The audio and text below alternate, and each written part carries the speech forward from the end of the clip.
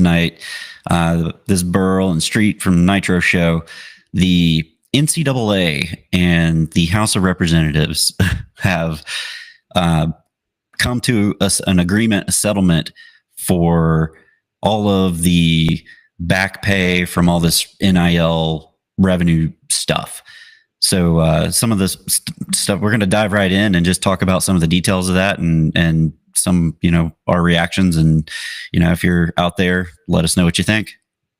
Yep. All right, Street, give us some details.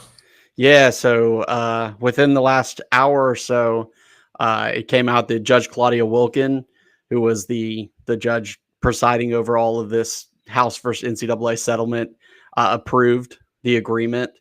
And what this essentially does is this paves the way for the college athlete to be paid by schools. So we are officially in the era of revenue sharing in college sports. But there's a lot more. Baby.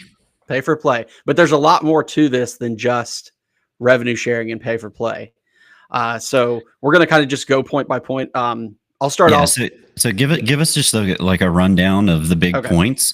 Yeah. And then let's just talk about each point one by one in detail and give our thoughts. So first and foremost, the big thing is revenue sharing. So starting July 1st, schools will be able to directly compensate athletes. So that's point one. We'll get more into the details of that. Point number two is this will provide back pay, $2.8 billion in damages to any collegiate athlete who participated in a college sport from 2016 on will be eligible to receive back pay. We'll go over the details of that. As part of that revenue sharing payment, we'll talk about the structure and breakdown, how that breaks down, what that means for football, what it means for other sports. Roster limits are part of it. Those have not been finalized yet, but there are some proposals out there. We'll talk a little bit about that. In addition to revenue sharing, NIL deals will now go through a clearinghouse, and we have a name for it, NIL Go. So we'll talk a little bit about that. And then can I watch Game of Thrones on that? No, but you can go catch the newest Charizard and put him in a jar. And then we'll talk a little bit about the last thing, which was conference memberships and the College Sports Commission, what that means and how that's going to all shake out. So that's kind of the high level points. I guess let's just start right at the top. So the big thing is revenue sharing. So as we mentioned, July 1st, schools are going to be able to start to revenue share with players. In other words, pay their players. And for all of their schools, the schools will have a set limit, a set amount that they'll be able to use to pay players. That amount hasn't exactly been finalized, but it sounds like it's going to be around $20.5 million. Now, that doesn't mean that schools are going to have $20.5 million to pay football players. So I know over the last few weeks, I've even heard the media, they're going to, with that Jackson Cantwell deal, well, that's going to cut into their $20.5 million. Actually, it's going to be less than that. Football will receive the biggest portion of that $20.5 million. How it kind of broke out was they expect football is going to get about 75% of that money. So that'll equate somewhere. Yeah, that'll be somewhere between $13 and $16 million. Because I think most people were assuming that 20 million was going to be for football. Yeah. Because the way the conversations have been framed, it's been all centered around football. But that's interesting that your pool of money is across all sports. Right. Yeah, they said that it's about 75% for football. And then college basketball, so men's and women's basketball are going to be the next ones that get decent chunks. And then everybody else is just whatever's left. And it's only going to be like 5%. So outside of really football and college basketball is kind of the driving sports, everybody else will be able to get paid, but it's going to be a much smaller percentage of the money available. Yeah. So initial thoughts on this is it's very interesting. I'm just glad that there's finally a decision one way or the other. I'm sure there's going to be more court cases that come out of this. Absolutely. But being, the schools being able to actually pay the kids and have some structure around that, I think that's a good thing for all the athletes and the schools combined. Yeah. Yeah. So this puts to bed, there were 3 big antitrust lawsuits that were going on that kind of prompted all this. So this puts those big 3 to bed. But like you said, come July 1st, when all this goes into place, more lawsuits are coming. People are going to file stuff, even though, they're going to be able to get paid. There's going to be lots more. The legality and the gray areas are going to be heavily hit by lawyers, I think, come July 1st.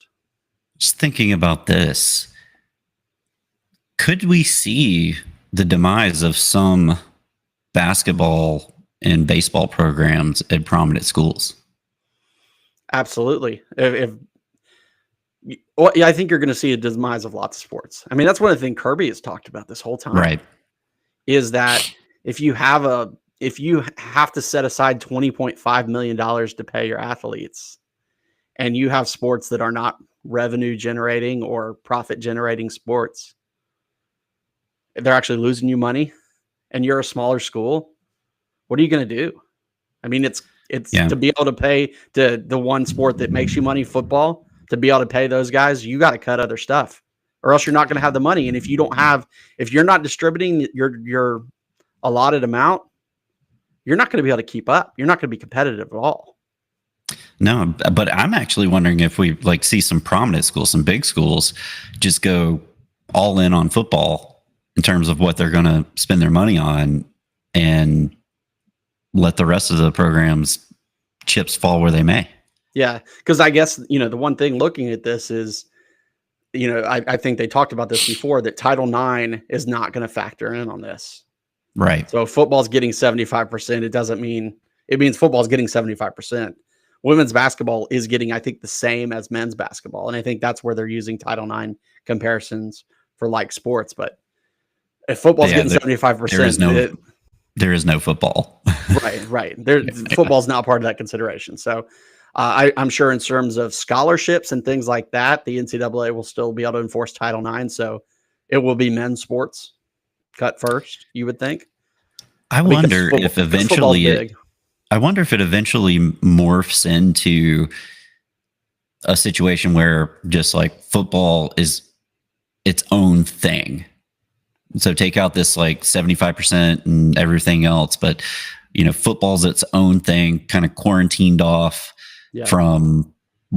And this will probably what it ends up being in the long run. Like when we talk about the 20 million salary cap, I think at some point there would be like, okay, football has a salary cap, and then here's another pool of money that you're allowed to spend on non-revenue generating sports or low revenue generating sports.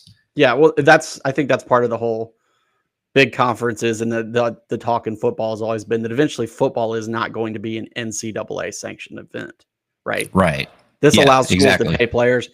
The NCAA can focus on lower paid, really student athletes, and then you have something outside of that ultimately is run by the big conferences, and that's kind of what this sports commission. We'll talk about that in a little bit. I think is the predecessor to that. Yeah, it's wild. Yeah, crazy. It's weird that it dropped on a Friday evening. Yeah. Usually normally drop big news on a Friday evening. Yeah, normally you drop stuff that you don't want people to talk about on a Friday evening. So I don't know. Maybe they didn't want people to talk about it, but here we are. Here we are. I mean, as soon as I saw it pop up, I texted you. I was like, "Oh, this is big." I know. And I'm dragging myself out of a coma. So second part of this, after the revenue sharing piece, is that there will be back damages paid to college athletes from 2016 on. So the total amount is $2.8 billion. And this is to all athletes. It doesn't matter. This is not distributed based on sports. This is all athletes across. It's for lost NIL deals. Essentially, it says that the NCAA, by preventing student athletes from being revenue shared, they were preventing them from using their full earning potential. And how this is going to be, how they're going to pay it back, it's going to be paid over 10 years. So don't think that the NCAA is copping up $2.8 million next year. It's $277 million annually. The NCAA is going to cover 40% of that directly. They'll do that through reducing salaries on employees and all types of other things, essentially cutting into their profits. The remaining 60% will come from a reduction in the distributions that they do to NCAA member schools. So every year, the NCAA obviously is this big institution. They license and do all that stuff for the schools. They pay money out every year. So that 60%, the remaining 60% is going to come from that. Basically, the schools are going to get less money from the NCAA for the next 10 years. Yeah.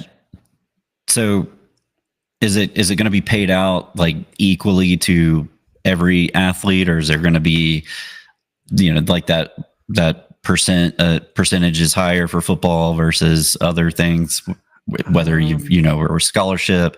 There's like a lot of variables there. I wonder how they're doing that. Yeah. Like if they're just going to do like straight up, class action lawsuit payout where, hey, sign up via email and get your NIL back pay. Let's see. Let's see if it says in here. It doesn't say in this one. Maybe it says in this one. Nope, that's not it. Anyway. And to think, all this because of a video game. I mean, a lot of it. A lot of it is because of the video game. A lot of it's because of Ed O'Bannon and Awesome and all that, right? I mean, those are the big boys, right? Let me see if it says on here.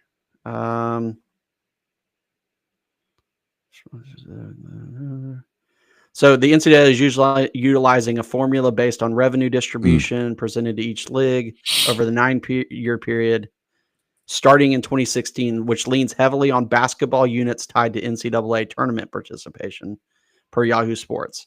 The Power 5 conferences will pay 24% of the overall damages. The Group of 5 will pay 10%. The FCS will pay 14%, and non-football conferences in D1 will pay 12%. So that's how it's broken out. That's not the payments. I know that's not what we were talking about, but man, why does the FCS have to pay more than the Group of 5?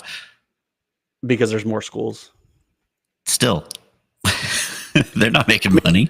It was based, so like I said, it's leaned heavily on basketball units tied to NCAA tournament participation. So, in the NCAA tournament, I guess that's where it's coming from. So, and interesting. So I wonder how much Todd Gurley and AJ Green are going to get. Right. They're due some back pay. Do they get it? Sure. Do they get recompensated for whatever damages they had to pay, or they're fined or anything? They weren't there in 2016, so no for them. I don't know how that would work with other players who were part of suspensions or things like that during that time period eligible. And I'm sure that's where you could see those other lawsuits, right? Yeah. The more lawsuits that tap onto just the basics coming in. So another part that is discussed in there is roster limits. It hasn't been finalized yet. And I don't think that they are. So that was part of the reason that it was delayed. Wilkin had concerns about roster limits. But per CBS's Brandon Marcello, schools will be allowed but not required to reinstate players who were cut from rosters during the 2024-25 academic year without those players counting against the new roster limits. So some schools were cutting players this spring in anticipation of it, it sounded like. Players who were purged from their rosters. Interesting. So it says it won't count against new roster limits. The new roster limits will be implemented July 1st. So I guess they haven't finalized what those numbers are. It says purged players exempt from roster limits can also transfer to new schools. So at least in this first year, players that might not have had a team or went to transfer, and then, schools were like, well, we don't have enough room to take players because of this roster limit stuff. It sounds like they'll be able to find a home this year. So maybe this is the one get out of free card they're going to get. Based on what they're saying, question? Did they? Is it going to be like what we were talking about earlier this year, where the school has up until the first game gets played to make the cut, It sounds like or it's is it July. going to be? It sounds like it'll be finalized July 1st. I don't know if that's when the cut down date is. That would be good for players. Yeah. But what like we talked about before, this does essentially do away with the concept of a walk-on, right? It's a Yeah. roster. It's 105 players. That's what the proposed number is going to be in Well, football. no, I mean, it doesn't necessarily do away with walk-ons. I mean, Well, so here's the thing. So the whole compensation, the payments, the revenue sharing, that is in addition to their scholarship. So players will still be able to receive scholarships and stipends that they would have received now. So they'll still get that money. And then the payments, the revenue sharing is on top. But if it's 105 players, that's your roster. That's what's eligible. And those will be the ones that'll be revenue shared. So everybody that's on your roster will be a revenue share player, right? They'll be getting something. yeah, let's see. How many scholarship athletes? Because right now the scholarship limit was 85 in football right now at the D1 level. Okay. So this essentially increases the roster, but before you could have there's ever many walk-ons as you want. Oh, okay. I see what you're saying. So with the roster limits, all of them can receive scholarships. Right. They can all be, and they can all receive revenue sharing. So like I said, the scholarships and the stipends were stuff that they got for being on the scholarship roster. Right. But just now walk-ons could get NIL payments now through collectives and stuff too. But now going forward, it's 105. So that's it. Well, in this case, I mean, you could still have people walk on and earn a scholarship. Well, they could earn a roster spot, but I guess I don't know what that means. Does that mean you have a JV team or a non-competing team, a practice squad essentially? But I'm sure your roster's set year to year. So what? Is somebody signing up to be on your practice squad knowing that they never have a chance to play for a year? I wonder if that 105 is inclusive of your practice squad. I mean, I think just it's 105 on your roster. Right. That's every all of those 105 players that you declare on your roster for that year are eligible for that year. That's what you get. You can't add players to it during the year. I know that. Yeah. I'm just thinking like a situation with like Stetson Bennett. Let's take him for example. Walks on. He's pretty much a practice squad, hero in the early years, and ends up earning a scholarship at some point, right? Right. So if there were 105 spots, could someone like that who wasn't part of, a big recruitment cycle basically try out for the team and get a shot? Like, I don't know. I guess, I guess they could, but it would have to be year to year, right? You would have to try out in the spring and be part of that, whatever that, if it's July 1st every year, your roster's finalized for the next year. They would have to be one of those 105 by July 1st, I would assume. Right. Yeah. And then if they're not, then the next time they're eligible is the next season to be on the team. They're not on the team that year. So it sounds like there will be some leeway that first year at least. Or they get some tape and they shop it around. Yeah. Coaches call to coaches like, hey, I'm going to cut this guy, but, he's really good. Yeah. Well, it'll be interesting to see because as I talked about this week, the whole Kirby said, as big as this stuff is, his biggest issue is the transfer portal windows and when that happens and how many they are. So I think that'll be next. And then obviously the playoff schedule and all that jazz will come too. So it's all evolving. There's more change going on in college football than we've ever seen. And it's changing rapidly year to year. So, so let's get on a little bit more on this. Another big part of this is it makes official the clearinghouse for NIL deals. So outside of the revenue sharing payments, if you want to compensate players additionally, other than that, then it'll have to go through this NIL clearinghouse. It's called NIL Go, and it'll be a clearinghouse for all NIL deals that are in value of $600 or more.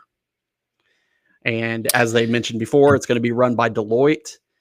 They will have to review each deal and approve the deal. If they do not approve the deal and a player plays and continues to take money in an NIL situation on an unapproved deal, that player will be ruled ineligible. I wonder how quickly a lawsuit gets filed on this thing. Probably pretty quick, I'm sure. Because I'm this, sure, in my opinion, is like the biggest piece of this whole settlement. yeah. And Kirby mentioned, they're going to be at the whim of these people. Now, the payment of players, it's supposed to prevent shady collective payments. I don't think collectives are going anywhere, but they're just going to have to figure out more ways to make their deals seem legit, right? Well, I mean, what constitutes a shady deal nowadays? Right. I mean, if you're paying a player to be on your team, who cares where the money comes from? Right. But the whole thing is that it was, and we talked about this before, that they are basing it on fair market value. So I know we mentioned this a couple weeks ago, and it was mentioned in some of these articles that when they met with the ACC a couple weeks ago, they said that, what was it, 70% of the deals that were through collectives would not been approved under what they're looking at doing. And so it's so anti-fair market. Yeah. But outside 90% of deals outside of collectives with actual publicly traded businesses would have been fine.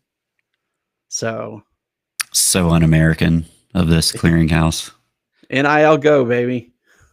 Because I mean, like the market is what someone's willing to pay, right? Right. By definition. So like I said, what constitutes a shady deal? Yeah. I mean, if someone really wants a player to be there, they're going to find a way. Right. They're just going to have to prove that the player is doing some type of work to earn that for them. So be it, I mean, hell, maybe you start seeing more situations where, freshmen are doing lots and lots of photo shoots and lots of flyers with them for Rick Case Chevrolet and, and the Athens area Raising Canes and like just a lot, Oh, I know what they can do. This is genius. They can do meet and greets like pro wrestling. Yeah, I mean, anything.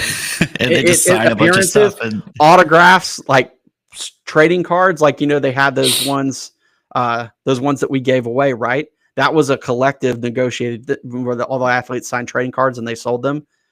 I mean, heck, if I'm looking for something to legitimate do, have every athlete sign 1 million cards and sell them. Right there, it's legitimate and they're getting paid for work, right? They can get paid an amount per card. You sign 1,000 cards, you get $10,000, like. I mean, it worked for Johnny Manziel. Right. And but that's what they're going to have to do. They're going to have to find, I think, legitimate NIL deals that are somewhat shady in concept, but actually will pass through this. And I could see like sports cards as being a big area. You mentioned, appearances, things like that. Yeah, I just want. I can't wait to see what happens with this. Like, get your popcorn ready, folks. Yep. And then kind of the last part of this whole deal is that who is going to oversee this stuff going forward. And so what they are creating is what they're calling the College Sports Commission. Now, the College Sports Commission will be, it's going to be backed by the Power Four conferences. So if that tells you all you need to know, the football Power Four conferences are the ones who are going to run and support this sports commission that's going to judge all sports. Which is basically really the SEC and the Big Ten. Yeah. I mean, yeah. So, yes. It is. It really is. Yeah. And so the agreement, it spells out that institutions are going to have to waive their right to sue the College Sports Commission, which is the new enforcement entity that's created following the settlement. And the reason that they're going to have them sign these contracts, these membership contracts, is a direct shot at the state of Tennessee. The state of Tennessee passed this law that said they were going to allow schools and their collectives to continue to pay whatever they wanted above the cap. They don't care. And that would give them a competitive advantage. And under this, basically, when they draw up these membership contracts, if you don't sign the membership agreement, because these are being run by the four major conferences, they're going to kick you out of their conference. That's pretty much what they're looking to do. So is this how they're trying to tackle the fact that there's not a players union for college athletes? Yes, and that states can always make their own laws because Yeah. the NCAA never enforced anything about NIL. They said we're not going to enforce it. We're left it up to the states, right? And so that's when originally when it all happened, all these states were passing different laws, and every state. Tennessee was this law Tennessee passed a few years ago said, well, we don't care. We'll let our schools pay whatever they want. They don't have to follow this cap. We don't care. Well, what the conferences are owning this and they're participating with the NCAA. So they're saying, hey, if you don't sign our conference's agreement that you won't sue the College Sports Commission and that you will follow these rules, then it said that basically not signing the agreement would result in them being kicked out of their conference or risk them being blackballed by everybody else. So your conference might kick you out, and everybody else who's in agreement, the Power Four, they're going to say, nope, you can't join our conference. And so then what do? Then you're screwed. Then you have no power. And maybe you're, maybe a group of 5 team conference will take you in, but then you're out. Like nobody wants to leave the Power Four. Right. And I'm guessing that there's going to be a lot more paperwork and legal work that players will have to agree to if they want to play in said leagues. Right. And so in the last piece of this is that this College Sports Commission, it's going to CSC. The CSC, it's going to have a commissioner. So, we've always joked Nick Saban should be the commissioner of football. Josh Page joked when I'm the commissioner of football. They're going to have a commissioner essentially who oversees this and runs it. Based on what the early reports are, it sounds like there's already a favorite for it. Major League Baseball executive Brian Seeley is currently the leading candidate to become the CEO of the College Sports Commission. So essentially he'd be a commissioner. He in the past, he's been overseeing MLB investigations. So if you know anything about MLB investigations with steroids and all that stuff. Question. Yeah. Was he in charge of investigations when the Astros were cheating? I have no idea. I don't know how long he's been around. I just saw his name pop up. So that was literally like the first comment on Twitter. So it sounds like he's the one that they're expecting is going to take this role as the CEO of the College Sports Commission. So essentially he will become the de facto commissioner of college sports, not just college football, but college sports. So BS is going to be the commish. BS. Yep. So that's kind of, the big points on this. And obviously there's going to be more details, I'm sure, coming out in the next couple of days. This is going to be the big news story. Hey, college football playoff format, you're going to take a back seat for a while. So yeah, we'll hear more about this and how this is going to work, how it's going to work for the players and all that. Yeah. So overall, what do you think? I mean, we step closer and closer every day to football in particular becoming minor league football. But I think at this point, this has to happen. I will be interested to see with this revenue sharing, how does that work? How do those contracts work, right? We've been hearing all about these. I mean, shoot, Mark Bowman, right? This week, right? Commits to USC. And everybody's like, why did he suddenly commit to USC when everybody thought he was probably coming to Georgia? And then it comes out that they're giving him $10 million for a tight end for 3 years. So how does that work under this, this revenue sharing? Is he already committed to that? Is that contract binding? Is that going to go into their revenue sharing? That was signed with their collective like last week, right? I wonder. I asked this in past weeks, but like, are these existing deals going to be grandfathered in? I mean, I'm assuming they have to be. Yeah, or there's going to have to be some type of way that they rework them, and then they have those other deals go through their collectives, through their NILs. That's going to be the real gray area, right? And reworking them, I don't see that happening. Because that's a lot of people. It is, and I think Kirby said this best. Like, how is this going to be enforced, especially in these first years? I think there's going to end up being a lot of exceptions, and as you said, a lot of grandfathering stuff in for at least next year. Now, if, for example, Mark Bowman, he's a 2026 kid, he's not on campus yet, so maybe they say any NIL deals for starting the next year after that. So obviously we're in 2025. The academic year hasn't started, so they could do it this fall, but that would be hard to rework. But maybe they say anything starting with the 26-27 year is when they enforce that or something. I'm sure there's going to be there's going to have to be, or like you said, come July 1st, there's going to be lawsuits out the gang. Could he still flip?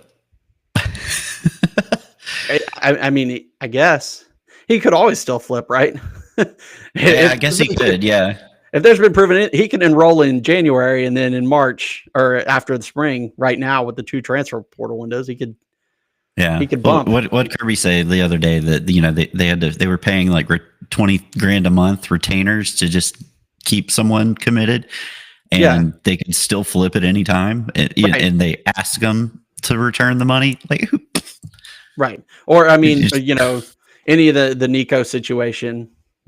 Obviously, and then his brother, right? That. So lawsuits are coming. But at least, if anything, I guess is my final point on this. At least if anything, for the last few years, NIL has been this wild, wild west where there's no rules. And while these rules are not finalized yet, we're never going back to the days where players weren't getting paid and were student athletes. So if we're not going back to that, we needed something in place. And at least this is a start. I agree. I think this piece is really good. There's some things that I'm not really big fans of, like the roster limit thing. I think is going to be a huge what if, for most of the schools. We didn't even talk about if there was going to be transfer limits or anything like that. I don't think there's been anything come out about that. But this is not anything about transfer portal or any of that stuff. So yeah. So the structure around the payments, I think ultimately is a good thing. Where it will get weird and be closer to that minor league program is what they do with the playoff format moving forward with automatic qualifiers and all that stuff. Yeah.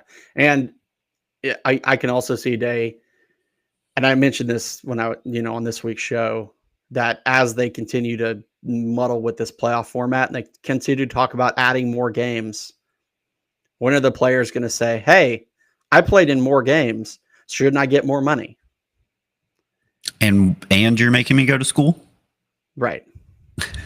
So this is far from over. And as you said, maybe this is the catalyst that football breaks off on its own. And eventually they're not even players. They're not even they're not student athletes anymore. They're just school employed players who might be going to classes, but doesn't have to. Yep. Yeah. Here we go. Buckle up. Yep. All right. Well, I think that's it. Burl, thanks for hopping on and trying to recover from your jet lag, but more to come next week. Yep. Good show tonight. This was fun. Our first true live broadcast of the Nitro Show. So yeah, well, next week I'll try to make it up from the beach, undisclosed location. Cool. All right, so that'll do it for us. I'm Burl. I'm Street. And until next time, go Dogs. Go Dogs.